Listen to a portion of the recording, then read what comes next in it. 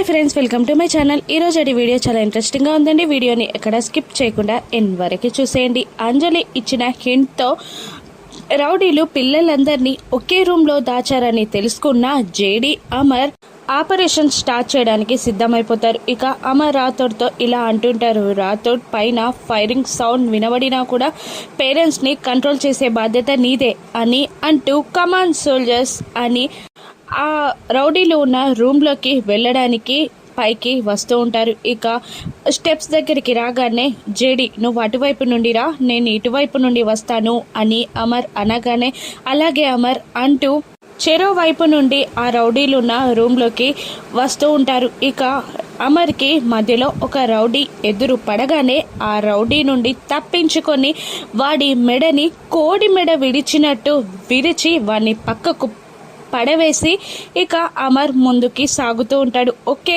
టైంలో జేడి అమర్ ఇద్దరు ఆ రూమ్ ముందుకి వస్తారు. ఇక 1 2 3 అని అంటూ ఒకేసారి ఇద్దరూ కలిసి ఆ రూమ్ డోర్ని గట్టిగా తన్నేస్తారు. రూమ్ డోర్ దగ్గర ఉన్న అరవింద్ వీళ్ళ ఫోర్స్కి ఎగిరి ఎక్కడో పడతాడు. ఇక అదే ఛాన్స్గా ఆ రౌడీలందరినీ అరవింద్ని అమర్ జేడి చితకబాదిస్తారు. ఇక అరవింద్ రౌడీలందరూ జేడి అమర్ దెబ్బలకి తట్టుకోలేక కింద పడిపోతాడు. సోల్జర్స్ అని అమర్ గట్టిగా అరిచి వాళ్ళనందరినీ తీసుకువెళ్ళిపోమ్మంటాడు. ఇక అరవింద్ని రౌడీలని ఆ సోల్జర్స్ తీసుకువెళ్ళగానే పిల్లలు అమర్ పిల్లలు నలుగురు వచ్చి అమర్ని మిగతా పిల్లలందరూ కలిసి జేడీని వచ్చి వాటేసుకుంటారు. థ్యాంక్ యూ అని చెప్తూ ఉంటారు. ఇక ఓకే కూల్ బాగున్నారు కదా అని అంటూ జేడీ అమర్తో ఇక ఆపరేషన్ సక్సెస్ అయింది కదా సార్, నేను వెళ్ళొస్తాను అని జేడీ అంటూ ఉండగా థ్యాంక్ యూ జేడీ,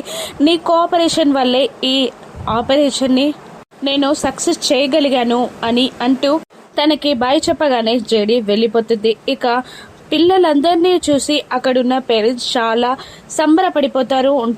ఇక వచ్చిన జేడీకి అమర్కి పిల్లలు తల్లిదండ్రులందరూ సెల్యూట్ చేస్తారు. ఇక థ్యాంక్ యూ అన్నట్టు బాగి కూడా అమర్కి చెప్తూ ఉంటుంది. అమర్ కూడా కళ్ళతో సైగ చేస్తూ ఉంటాడు. ఇక తెల్లవారిపోతుంది. రామ్మూర్తి అక్కడ బెడ్ పైన కూర్చోగానే మంగళ వచ్చి రామ్మూర్తి షర్ట్ని చక్కగా ఐరన్ చేసి పెడుతుంది. ఇక ఆ షర్ట్ ఐరన్ చేశాను అని మంగళ అంటుండగా నా షర్ట్ ఎవరైనా చేశారు అని అడుగుతుంటాడు రామ్మూర్తి.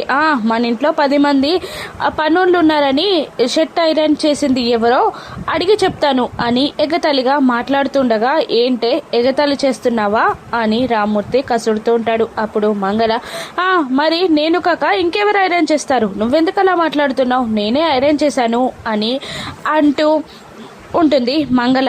ఇక రామ్మూర్తి ఏం మాట్లాడకుండా బయటికి వెళ్ళి వాతావరణం అంతా చెక్ చేస్తాడు. ఏం చూస్తున్నావయ్యా అని మంగళ అడుగుతూ ఉండగా బయట అంతా నార్మల్గానే ఉందా, తుఫాన్ గిట్ట వస్తుందా అని చూస్తున్నా అని రామ్మూర్తి అంటూ ఉంటాడు. ఇక ఆగవయ్యా, నీ పెద్ద కూతురు గురించి అడగడానికి ఆశ్రమానికి వెళ్తానన్నావు కదా, అందుకే ఆ షర్ట్ విడిచేసి ఈ షర్ట్ వేసుకొని వెళ్ళు అని అంటూ ఉంటుంది మంగళ.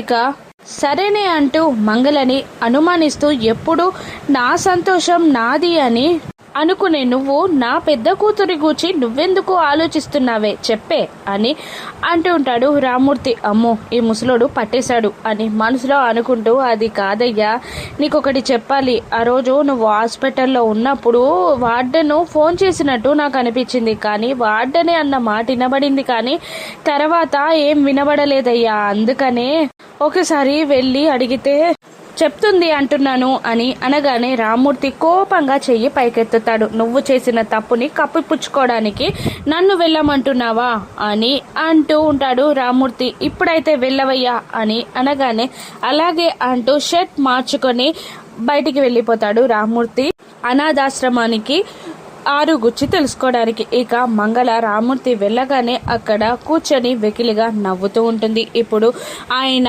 ఆశ్రమానికి వెళ్ళడం, అరుంధతియే పెద్ద కూతురు అని తెలియడం, ఆయన అందరికీ చెప్పడం, ఆ తర్వాత బాగి అమర్ ఒక్కటవ్వడం, పిల్లలు బాగికి దగ్గరవ్వడం వెంటనే జరిగిపోతాయి. ఆ తర్వాత ఇంటి నుండి గెంటేస్తారు. ఇక ఈ మంగళ అంటే ఏంటో నీకు తెలుస్తుంది అని వెకిలిగా నవ్వుతూ ఉంటుంది మంగళ. ఇక పిల్లలందరూ చక్కగా హోంవర్క్ చేసుకుంటూ ఉంటారు.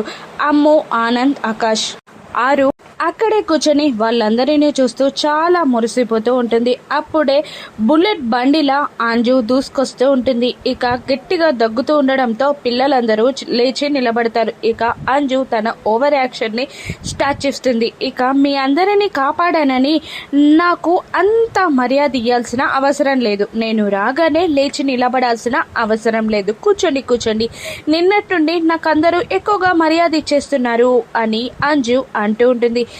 లేవే పుట్టిదన, నా బుక్ కోసం నేను లేచాను అని అంటూ ఉంటాడు ఆకాష్. ఇక అమ్మో ఇలా అంటుంటుంది, చాలా ఓవర్ యాక్షన్ చేస్తున్నావే అని అంటూ ఉండగా, లేదు నేను నిన్న బయటికి రాగానే అందరూ నాకు సెల్యూట్ చేశారు చూసావా అని అంజు అంటుండగా, సెల్యూట్ చేసింది నీకు కాదే ఆ జేడి నాన్నగారికి, నీకు కాదు, అంత ఓవర్ యాక్షన్ తగ్గించు అని అంటూ ఉంటుంది. అమ్మో ఓరి సిల్లీ బ్రదర్స్, సిల్లీ సిస్టర్, అసలు మీకు అక్కడ మ్యాటర్ అర్థం కావట్లేదు. మీ ముగ్గురు పెద్దవాళ్ళు ఉన్నాక కూడా డాడీ ఆ టాస్క్ ని నాకెందుకు అప్పగించారంటావు అని అంటూ ఆనంద్ దగ్గరికి వెళ్ళి ప్రశ్నిస్తూ ఉంటుంది అంజు.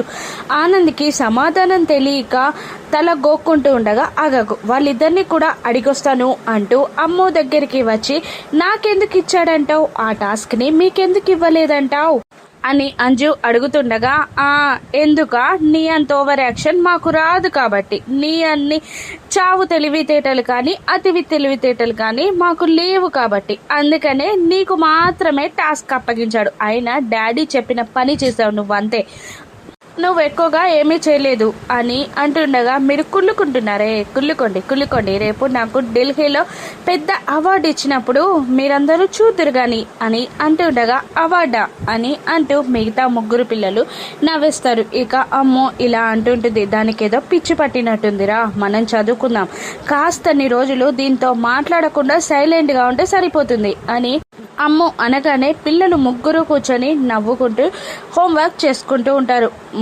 బాగా మీకు అర్థం కావట్లేదు నా వాల్యూ, అసలు ఢిల్లీలో చలి చాలా ఎక్కువగా ఉంటుందంట, నేను మిస్ అమ్మకి చెప్పి స్వెటర్స్ తీయమంటాను అని అంటూ అంజు వెళ్ళిపోతుండగా, అమ్మో దీన్ని బాగా ముదురులాగా తయారు చేశాను నేను అని అంజుని చూస్తూ ఆరు అనుకుంటూ ఉంటుంది. ఇక బాగి పెద్దవాళ్ళకి కాఫీ తీసుకొని వస్తూ ఉంటుంది. అప్పుడే మను రూమ్ నుండి బయటికి రాబోతూ వాళ్ళ కన్వర్జేషన్ ని వింటూ అక్కడే ఆగిపోతుంది. ఇక కాఫీ అందించాక ఆ సదాశివం గారు బాగితో ఇలా అంటుంటారు, అమ్మ పిల్లలు నిన్న జరిగిన దానికి చాలా భయపడిపోయి ఉంటారు అని అంటుండగా, లేదు మావయ్య గారు భయపడిపోలేదు, అసలు వాళ్ళకు భయం అంటే ఏంటో తెలీదు అని అంటూ ఉంటుంది బాగి. లేదమ్మా కాస్త నర్వస్ గా ఫీల్ అయినట్టున్నారు అని ఆయన మళ్ళీ అంటుంటే, నర్వస్ గా అస్సలే లేదు, నిన్ననే వదిలేశారు, ఇంకా వాళ్ళు హ్యాపీగా ఉన్నారు అని ఆ బాగి అంటూ ఉంటుంది. మళ్ళీ సదాశివం గారు నర్వస్ గా ఫీల్ కాకపోయినా చాలా డిసప్పాయింట్ అయ్యుంటారు అని అంటుండగా, డిసప్పాయింట్మెంట్ కూడా లేదు, వాళ్ళు చాలా హ్యాపీగా హోంవర్క్ చేసుకుంటున్నారు అని అంజు అమ్మో ఆనంద్ ఆకాష్కి వచ్చి బాగి మాట్లాడుతూ, వాళ్ళకి ధైర్యం చాలా ఎక్కువ, ఎలాగైనా లెఫ్టినెంట్ అమరేంద్ర పిల్లర్ కదా అని బాగి అంటూ ఉండగా, ఇక నేను చెప్పేది ఏమైనా వింటావా, నువ్వే మాట్లాడతావా అని అనగానే, అమ్ము వింటాను అని అన్నట్టు పిల్లి కూనలాగా ముడుచుకుపోతుంది మిస్ అమ్మ. ఇక వాళ్ళు భయపడుతున్నారని చెప్పి పిక్నిక్ కి తీసుకెళ్ళమని మీ ఆయనకి చెప్పు అని అంటుంటారు సదాశివం గారు. అమ్ము నేనా అని బాగి అంటూ ఉండగా, నువ్వే వాడి భార్యగా నీదే అబాధ్యత అని అనగానే, సరే మావయ్య గారు అని అంటూ బాగి అక్కడి నుంచి వచ్చేస్తుంది. ఇక ఈ ముసలోడు హఠాత్తుగా పిక్నిక్ ప్రోగ్రాం ఎందుకు పెట్టినట్టు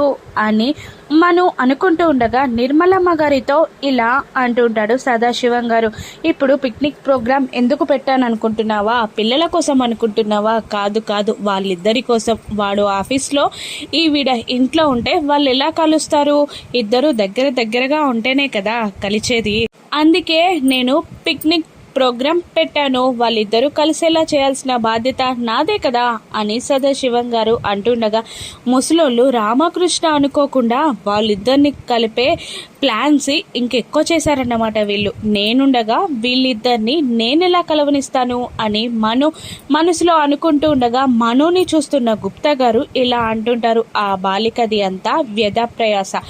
ఆ దేవదేవుడు ఎప్పుడో వాళ్ళిద్దరికీ బ్రహ్మముడి వేసేశాడు. వాళ్ళిద్దరిని విడదీయడం ఈ బాలిక వల్ల కాదు అని గుప్తా గారు మనసులో అనుకుంటూ ఉంటారు. ఇక కాఫీ తీసుకెళ్లి రూమ్ డోర్ని కొద్దిగా ఓపెన్ చేసి బుక్ చదువుతున్న అమర్ని చూసి, ఈయన బుక్ చదువుతున్నారా, బుక్ని చంపేస్తున్నారా, ఏం చేస్తున్నారు? అమ్మో, అయినా బాగి నీకు మంచి భర్తనిమ్మమంటే మొండి భర్తనిచ్చాడు ఎందిరా దేవుడు అంటూ ఆ డోర్కి తలని బాధేసుకుంటూ, కూల్ బాగి కూల్, మెల్లిగా ఎలాగైనా పిక్నిక్కి ఒప్పించాలి అని అనుకుంటూ కాఫీని పట్టుకొని లోపలికి వస్తుంది. ఇక మళ్ళీ ఇవ్వలేక భయపడి వెళ్ళిపోతూ ఆగి, ఏవండి కాఫీ అని బాగి అనగానే అక్కడ పెట్టు అని అమర్ అనేస్తాడు. ఇక అక్కడ పెట్టి విషయం చెప్పడానికి నసుగుతూ ఉంటుంది. ఇక అమర్ బాగినే చూస్తూ ఉంటాడు. ఇక పిల్లల్ని పిక్నిక్కి తీసుకెళ్లడానికి అమర్ని బాగి ఒప్పిస్తుందా, మను బాగి ప్లాన్ని చెడగొడుతుందా? రాను ఎపిసోడ్స్లో చూద్దాం. Thank you for watching.